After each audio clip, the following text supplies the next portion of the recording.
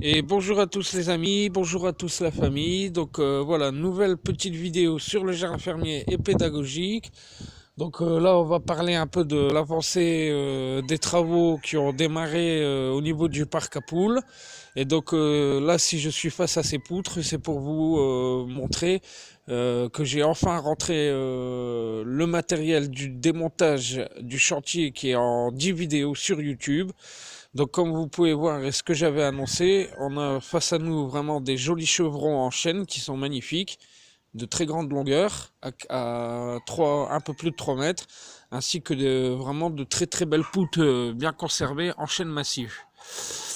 Donc pour pouvoir démarrer mon parc à poules, je me suis servi de ces longueurs de chevrons que vous avez devant vous, donc que j'ai recoupé bien entendu pour pouvoir les disposer ici.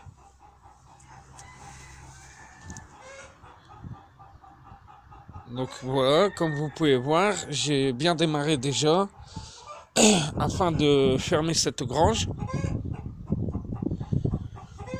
Donc j'ai pris toutes mes mesures en me repérant par rapport à la fondation du plot. J'ai mis ma tôle, j'ai présenté ma tôle devant, là que vous pouvez voir où c'est écrit 1,97 m pour voir à l'arrivée. J'ai déduit 20 cm pour pouvoir enterrer la tôle, de manière à ce que s'il y ait des renards ou des rats, ils aient de la difficulté à creuser, et pour que ce soit plus solide forcément. J'ai ensuite reporté la mesure de la tôle avec les 20 cm en moins. Je me suis mis un trait de niveau. J'ai fait mon repère pour la hauteur de mes clapiers. Et j'ai reporté ça à l'autre poutre, comme vous pouvez voir ici. Donc du coup, ce qui m'a permis d'aligner cette poutre à niveau, ainsi que celle qui est là, pour pouvoir démarrer la fixation des tôles, quoi. Donc comment j'ai procédé? Une fois que j'ai eu la mesure de mes poutres, je les ai coupées à la longueur que j'avais besoin, et je suis venu faire une encoche de chaque côté, afin que la poutre puisse s'insérer entre les deux grosses poutres porteuses. Donc j'ai fait la même chose de l'autre côté. Voilà. Bon, comme la poutre était un peu déviée, j'ai rajouté un petit morceau pour qu'il n'y ait pas de vide entre la poutre porteuse et l'espèce de gros chevron qui vient fixer mes tôles.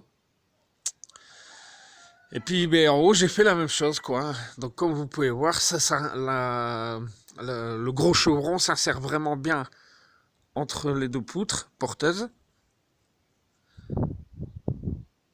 de manière à ce que je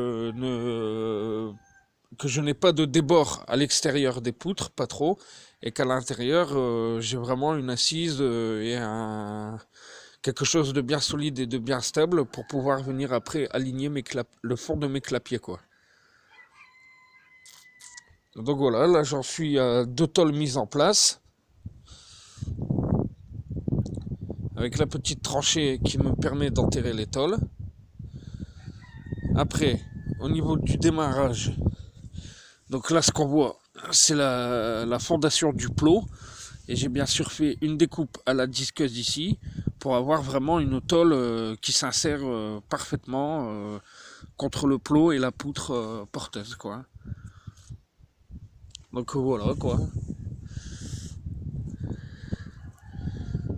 Le départ de mes cloisons extérieures pour venir fermer la grange. Donc voilà, donc là aussi c'est les tôles que j'ai eu en récup sur le chantier des 10 vidéos. Donc là aussi, quoi, hein, la partie usagée qui avait subi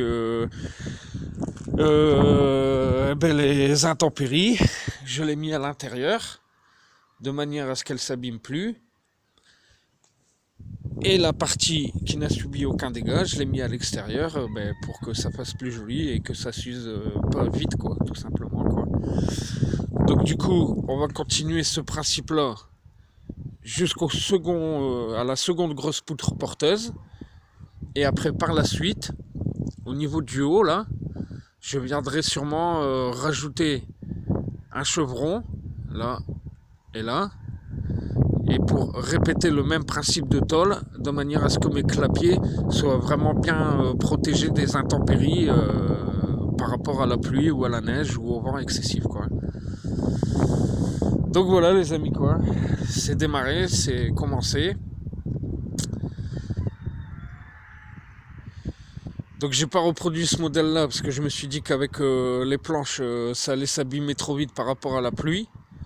Mais en attendant, ça m'a bien servi de modèle. Le principe qu'il y avait ici, comme je vous avais expliqué, que j'ai reproduit moi ici et ici, mais à ma façon. Et pour avoir quelque chose de propre, bien fini, quoi. Et de un peu plus moderne. Donc voilà les amis. J'espère que cette petite vidéo elle vous aura fait plaisir. Après on n'est que vraiment au tout début du chantier. Mais voilà, ça a déjà bien avancé, quoi. Comme je vous l'ai expliqué, je fais ça petit à petit, quoi. En fonction de mon temps, de ma disponibilité et en fonction des animaux et des soins qu'il y a à faire, quoi. Donc, mais bon, voilà, je trouve que pour ma part, déjà, ça fait quelque chose de vachement plus joli, plus propre, bien fini. Et du coup, les serre-joints, c'est ce qui m'aide à tenir la tôle pendant que j'effectue le clouage, quoi. Pour pas être embêté. Donc voilà les amis, j'espère que cette petite vidéo vous aura fait plaisir. Vous aurez les photos sur Facebook. Et puis je continue à vous informer tout au long du chantier. Voilà la famille, je vous fais plein de gros bisous. Merci de me suivre. Merci pour vos likes, vos commentaires, vos abonnements, les cloches de notification à pas oublier. Et tout ce qui va bien, quoi. Voilà, merci la famille, bisous bisous, ciao ciao, bye bye.